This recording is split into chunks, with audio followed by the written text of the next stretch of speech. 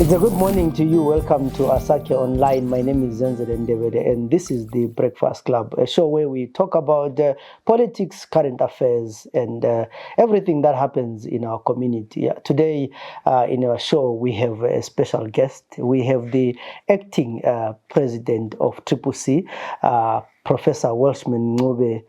Congratulations for your appointment. Thank you very much, Zenzele. Thank you. So I know there've been a lot that is going on social media about his appointment, but generally about the professor. Some call him Welsh. So once in a while I call him Welsh. They've been all kind of talk. So we'll try and ask some of the questions. I'm not going to ask all the questions because of course we have limited time. I guess we'll need 2 days or 3 days to ask everything that I've always seen on social media. But there are a lot of accusations and a lot of talk. And of course, I've always been accused of being Prof. Welsh's person. Let me say from the onset, he never paid me to do this interview. So I did it because our job is to talk to the politicians. So that's why we're here today, and we'll talk to him and we'll talk to many others.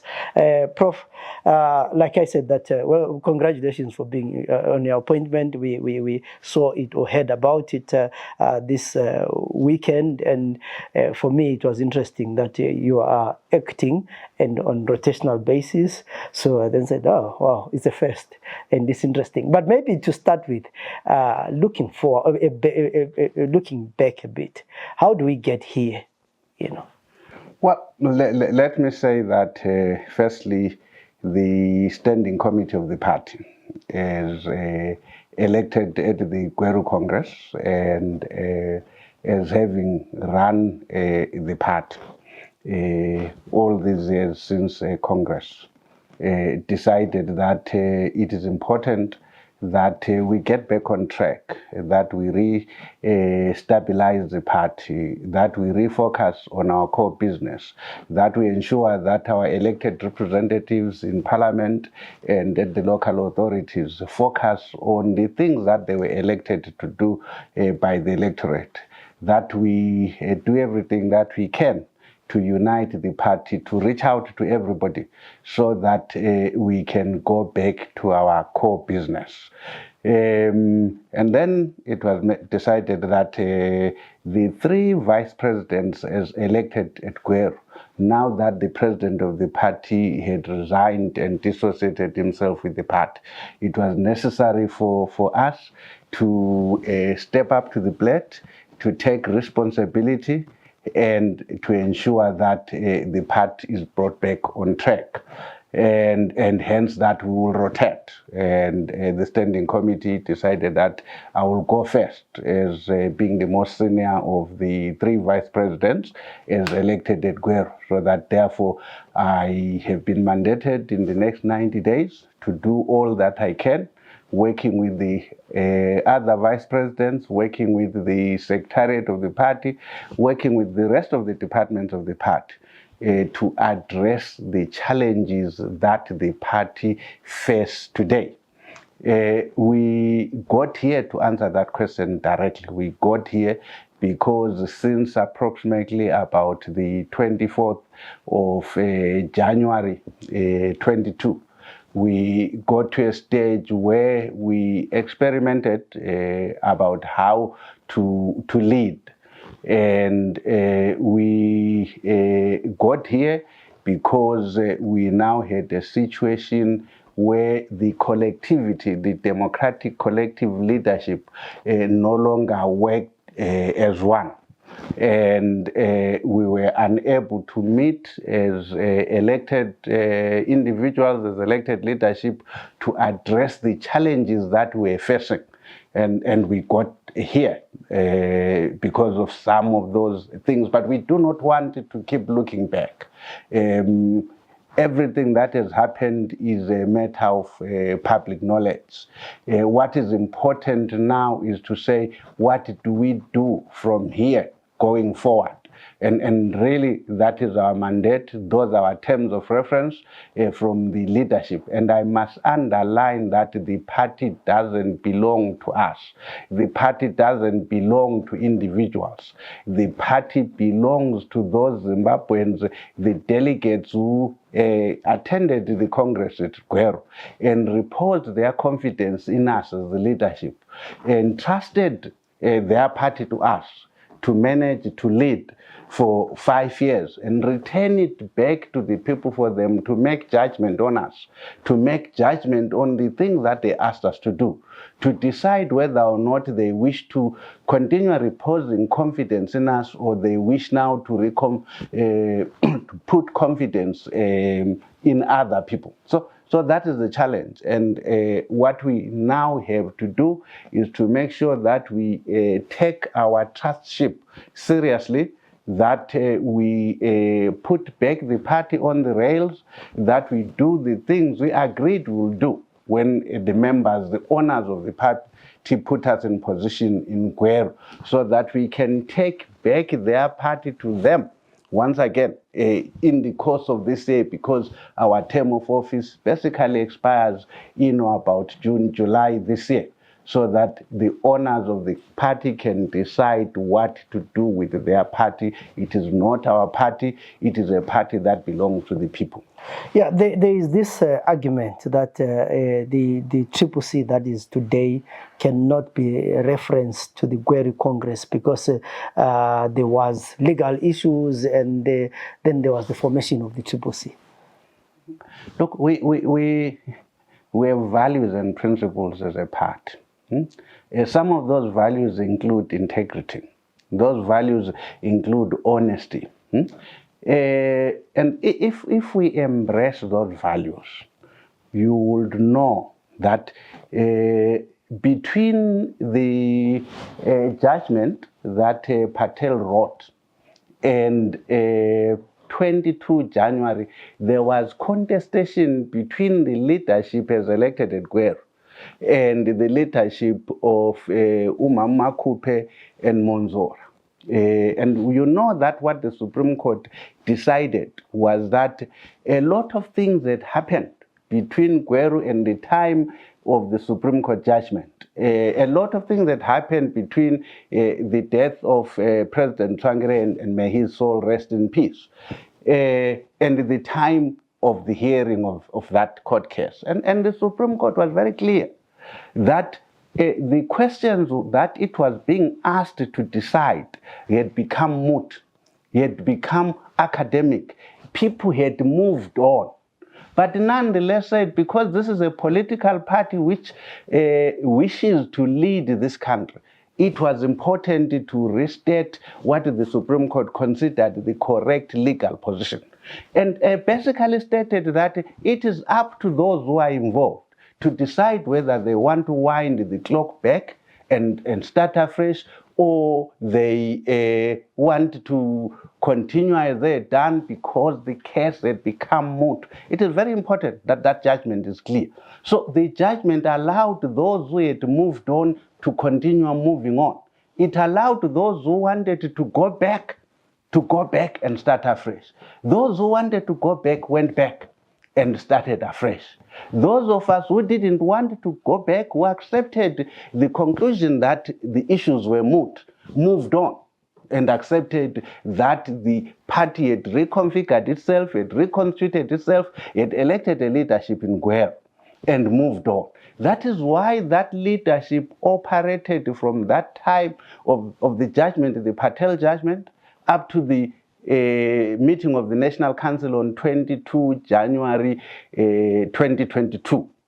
And it was at the meeting of that National Council, the supreme organ of the party in between congresses, that questions were posed to the membership of the National Council. And these were the questions. Are we going to participate in the by-elections, which were a mini election, which had been scheduled for March of that year? Were we going to participate or stay out? We resolved unanimously, virtually, that we were going to participate. And as of the moment we're deciding, we're still MDC Alliance, we're the council, the National Council of the MDC Alliance. We then posed the second question. Given that Douglas Monzora and others had stated publicly that they were going to participate in those by-elections, not as MDCT, but as MDC Alliance, were we going to continue to participate as MDC Alliance and encourage the confusion which was intended? We decided no, we're not going to participate in that election as MDC Alliance. We're going to participate under a new party name, CCC. We therefore resolved that from henceforth we will call ourselves CCC, and we're going to participate in the March elections as CCC. We further decided under what banner, under what colors were we going to participate. We resolved that we are going to abandon the color red as the predominant color of the party. We are going to adopt the yellow color. We asked ourselves, are we going to continue with the MDC Alliance slogans, Chinjama Itiro, Kukula Zenzo, etc., etc.? We again resolved that we're going to abandon all of those slogans and adopt new slogans. We resolved too, we are going to adopt a new logo, and we adopted those logos. And we proceeded after that meeting as MDC Alliance renamed CCC, which is why we continued in the same offices as we had occupied before.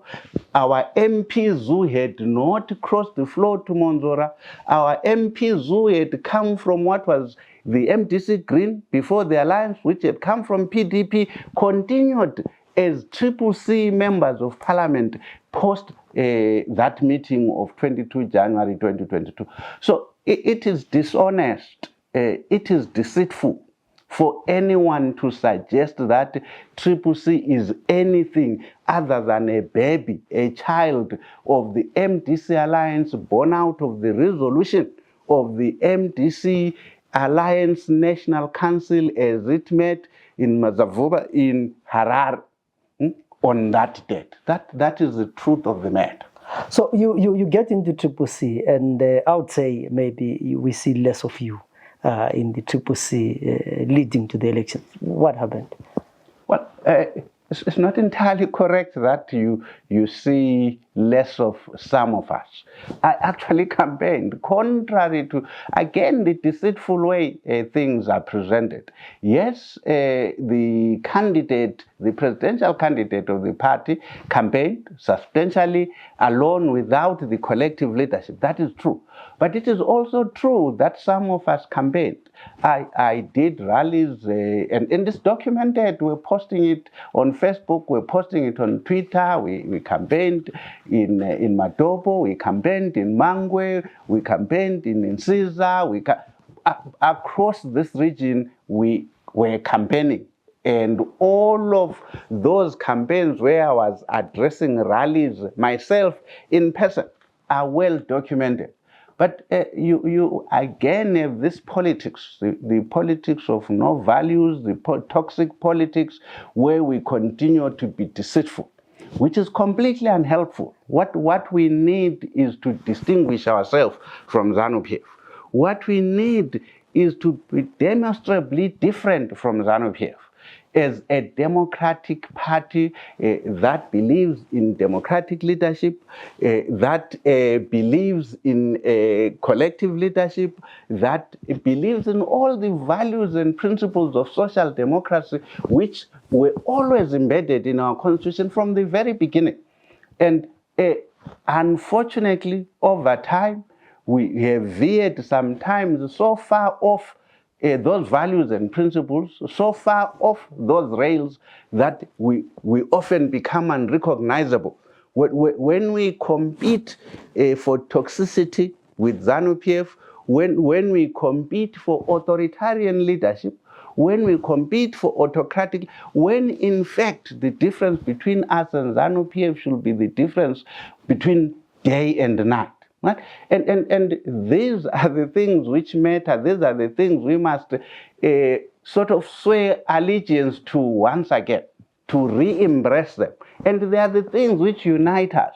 which put us together. Those are the values, the things we believe in. The ideological cohesion arises out of those beliefs.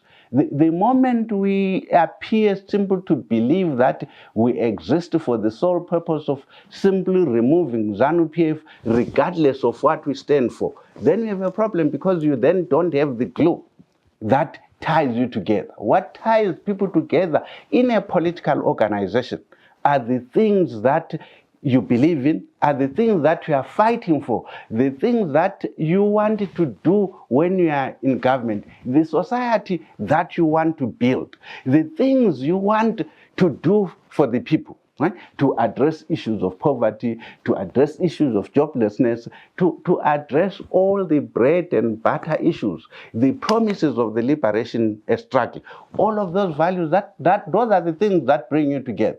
The moment you don't have common values, the moment you don't profess allegiance to common values, the moment you do not have an ideological red thread tying you together, then you are nothing more than charlatans questing for power for the sake of power. That's not who we are, that's not who we have been, and that is not who we're established to be. Yeah, so you fast forward past the elections, and then we have the Chabang issue, recalling MPs, and the talk was Prof Welsh and BT are behind Chabang. Were you behind Chabang? Of course not. But again, when people refuse to take responsibility for creating the circumstances which lead to such unfortunate incidents, you then engage in witch hunting. This one there, this one there, this one is responsible for this. It's so sad and so unfortunate. The truth of the matter is this, and I hope I can say this without taking a lot of time. I as an individual learned for the first time about the first wave of recalls from a friend who is in the diaspora. I was coming out of the High Court, they called me. And they actually say, Nelson Chamisa has recalled people. I said, no, that's not possible. They insist there's a letter in Parliament recalling people. He has recalled people. I said, it's not possible. Give me the names of the people who have been recalled. They give me the names of the people. I said, it's not possible for Chamisa to have recalled the people you say, because these are some of his closest friends, some of his closest allies. It's not possible. I then say, they say, but there is a letter. I say, okay, do you have the letter? Yes. Send it to me. They send it to me on WhatsApp. I read the letter. It's signed by Zenzele Ndebele. I say, but Zenzele Ndebele is not the interim SG of CCC. I call him, actually, to phone and call Chabang. Chabang, there's this letter, surely it must be fake. It bears your signature and your name. Did you sign it? He says, yes, I wrote it. And I say, but like how? And you will do something like that without even telling some of us? He says, we knew. He uses a plural. We knew that you would not approve, but we did it. And I could go on to the second phase of recalls. And this second phase of recalls happens when we were basically in mourning for my late mother. And the people who came to the funeral wake say to me, 73 people have been recalled. And I said, really? He says, yes. The letters have gone. I again call Chaba and say to him, have you recalled these people? He says, no, I haven't recalled these people. So I reassure people that, no, I've spoken to Chabang. He says, I haven't recalled anybody. Then when 23 people are recalled, I call him again. But you said to me, you haven't recalled anybody. And his answer was, no. I said I hadn't recalled 73 people. I didn't say I hadn't recalled anybody. I said, but surely you should have then said, it's untrue that 73 people have been recalled, only 23 people have been recalled, right? So this couldn't have been happening, right? This couldn't have been happening if Chabang was not his own man. if Chabangu was controlled by me. And if you needed evidence that I didn't control Chabangu, and I know for a fact that VPBT didn't control Chabangu, he was as much in the dark as I was. The people who knew are the people you read about now, even attacking the Gweru leadership, saying we were cowards and calling us all sorts of things. Those are the people who were involved, not us. But because we love to create scapegoats, because we have become deceitful, because honesty is no longer one of those things which we value, you then have these sorts of things. Out of interest, when last did you speak to Nelson Chamisa? Quite some time ago. It's well over maybe 2 months. When I spoke to him personally myself. But during those Chabangu days, did you guys try and say, but let's find each other? Yes, this is the time when we're talking. But understand that by this time, there are fundamental differences in the party. There are differences in respect of which we no longer had a forum to address, because we had suspended the meetings of the organs of the party as we knew them. We had suspended meetings of the standing committee. We had suspended meetings of the National Council. In fact, the National Council last met on the 22nd of January 2022. And we should not gloss over some of these differences if we are being honest and we are not deceitful politicians. And these differences do arise in life, in politics. These differences are genuine political, ideological differences. When some of us believe that if you are fighting a struggle against ZANU-PF, a ZANU-PF government which you characterize as authoritarian, as autocratic, as having accumulated centered power in one person. And we say we must be the antithesis of this. We must therefore demonstrably be the opposite of ZANU-PF. We must do, while in opposition, the things that we will be expected to do when we're in government. You cannot run an autocratic, an authoritarian, a theocratic opposition and then expect sincere, genuine people to believe that once you are in power, you will no longer believe in theocracy, you will no longer believe in autocracy, you will no longer believe in authoritarian leadership.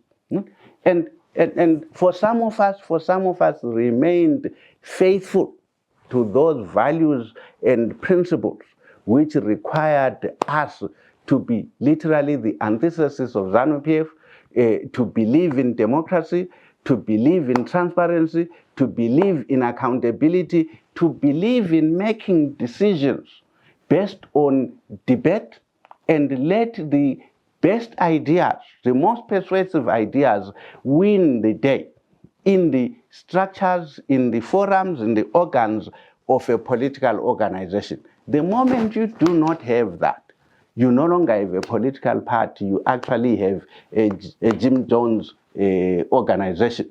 And that is not what the struggle has been about. And it should not be that. These are the genuine differences, and people should not gloss over them and begin to label people as this or that. And there you are, we differ on these things. And let the public judge whether or not we should be holding on to the values that first brought us together in the first place.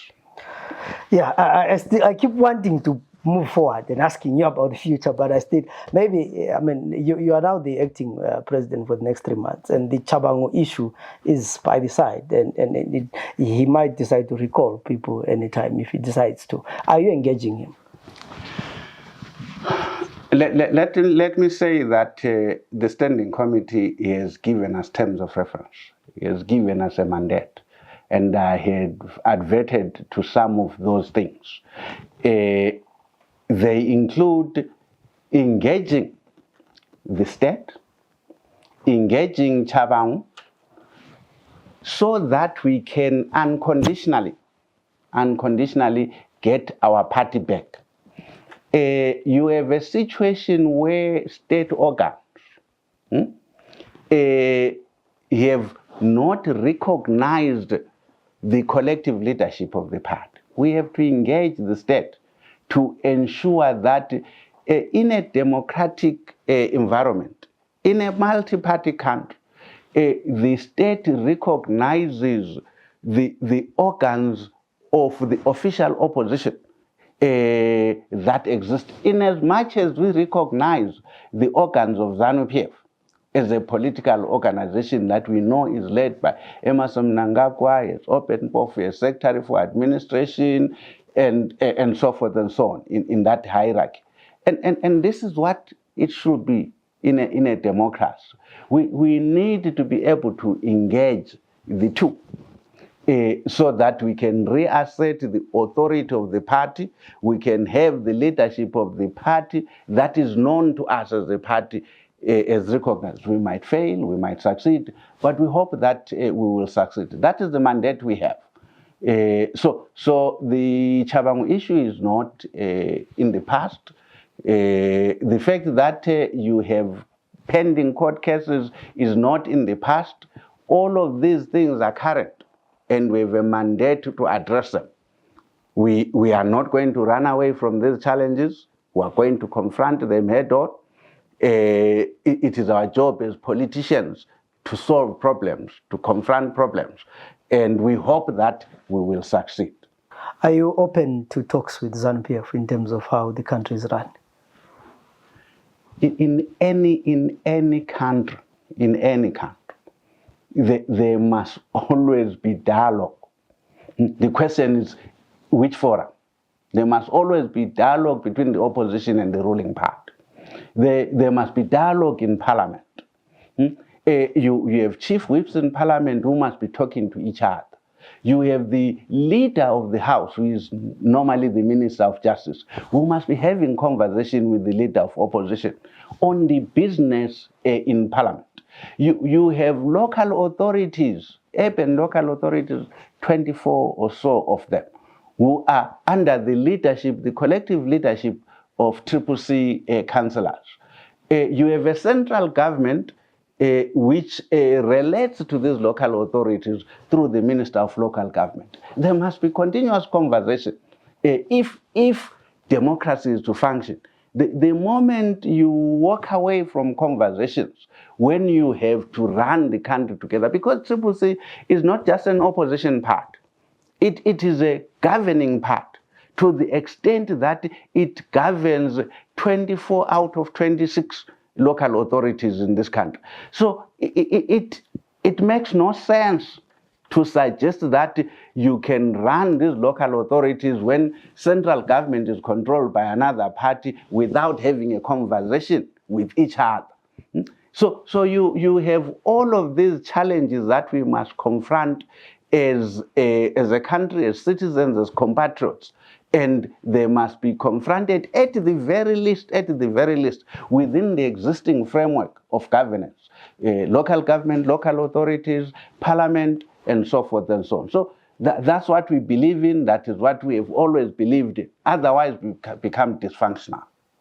Yeah, maybe the other thing that everyone will be asking, say, there is the acting period. When are you likely to have the Congress? Look, because the party has been rendered dysfunctional, because we don't even have 100% control of the party, because we are all divided, people are pulling in different directions, it will take time for us to put the party back on the rails. But all I can say is that if we stick to the dictates of our mandate from Gweru, which was in June 2019, our terms of office therefore expire in about June, July this year. And therefore we ought to work towards having a Congress during the course of this year. Whether or not we'll be able to do it on time remains to be seen. The organs of the party are yet again to meet and discuss this issue. It's not yet been discussed. I have no authority to decree it, and we need to put it through the democratic processes of the party so that we can get to that Congress. Hopefully, that Congress will allow us to reset the clock, will allow the owners of the party to elect a new leadership, mandate it afresh to lead again until the next Congress. So hopefully that leadership will have the wherewithal to survive all the punches, all the shots that are taken against us as a political organization. If we can't take the shots, if we can't take the punches, if we cannot survive, notwithstanding our opponents and enemies aiming all sorts of fire at us, then we don't deserve to be entrusted with the leadership of the party which belongs to citizens. Yeah, you mentioned the divisions currently in the CCC, and we have seen, different communications in terms of, who's the leader of the house. And are you also talking to the other guys in the CCC who still don't accept your appointment? The mandate that I have been given as acting president for the next 90 days is to try and reach out to everybody. To talk to everyone who considers themselves a member of CCC, to recognize that the party has a leadership which was put in place by the owners of that party. And we'll do everything in our power. We'll do everything in our power to talk to everybody. And hopefully, everybody will reappreciate the values, the principles, the ideology which binds us together, and hopefully we will all be able to find each other, and we can then speak with one voice. We need our caucus to be united in parliament.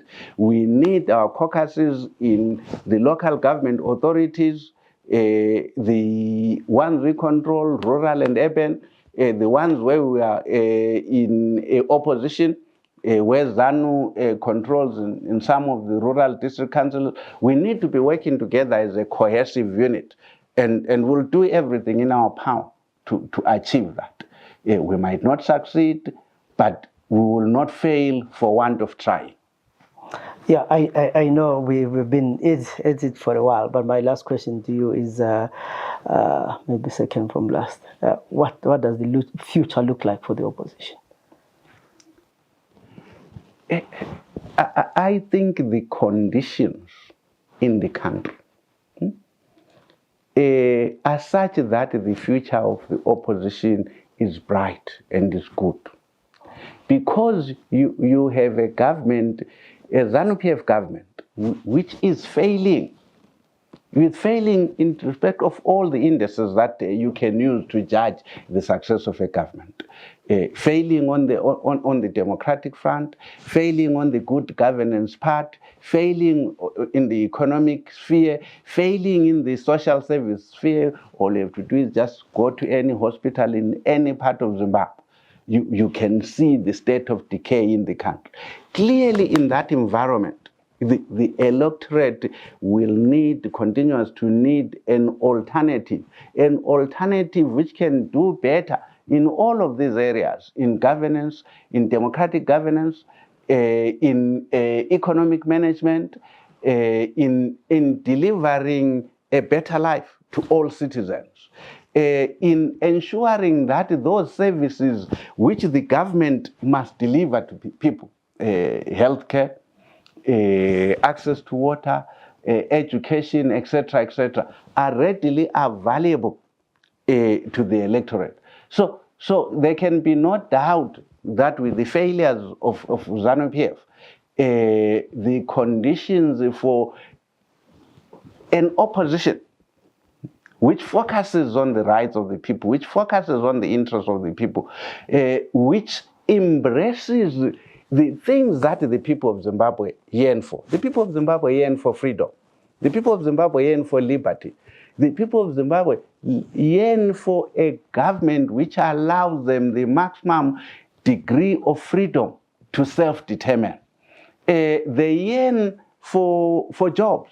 They yearn for access to all those things that they need in order to bring up their children. So in my view, all we need to do is to go back to those things that the people care about. And I have no doubt at all that the people will continue to embrace the opposition. And the biggest challenge will always be that you have a ruling party which closes democratic space, which believes that it has literally a divine right to govern by virtue of having led the liberation struggle. It should not be that. It should not be that. Finally, if the Congress happens, are you going to contest? Unlikely, but let that be the question that the owners of the party decide. The owners of the party should look at all of us who have been in leadership, should look at the new generation of leaders and say, look, we believe that Zenzele's generation should take over, should lead. It should not be for us, let me call ourselves the old guard, to continue to want to insist on leading. We have actually never done that. We will not do that. We wish that the people of Zimbabwe, that the owners of the party at party level, the people of Zimbabwe at national level, have the freedom to select those leaders that they have confidence in, they believe that will address their everyday needs. That is what matters. And let me underline this. It's not about any of the ambitions of the political players. It is about creating the conditions in the party which allow the membership to decide who they have confidence to lead in what position at what time. And we should never, ever, ever think that the people are foolish. The people are not foolish. The people know what they want. The people know their rights. The people know the leaders that they want. And let them choose those leadership at a properly convened Congress where people are free, they are happy, they are comrades, and not amid politics ridden with toxicity, with abuse, with insults, and with all sorts of innuendos. That's not what we should be. We should be Democrats in words, we should be Democrats in deeds, and we should be tolerant at all times. Otherwise, the whole struggle is an exercise in futility. I think I would like to thank you, Prof, on that note, and thank you for coming to talk to us. And of course, one thing that I agree with you is I think as Zimbabweans, we need to find each other. I don't think that difference in political views should be treated as enmity. Because I find that the way sometimes people insult each other because they have different point of views is actually so surprising and saying so. So you just, if you believe that yours or whatever you believe is correct, the other person has no right to believe theirs as well. So that there's a lot of tolerance that needs to be created. I don't know how, or people need to be educated in terms of tolerance. And I hope Zimbabweans will find each other in the next few years, because the intolerance is too much. You have a lot of work in the next 90 days and in the next 5 years trying to build the opposition. And thank you for opportunity, and we will call you again shortly. Thank you for having me, Zenzele. Thank you very much.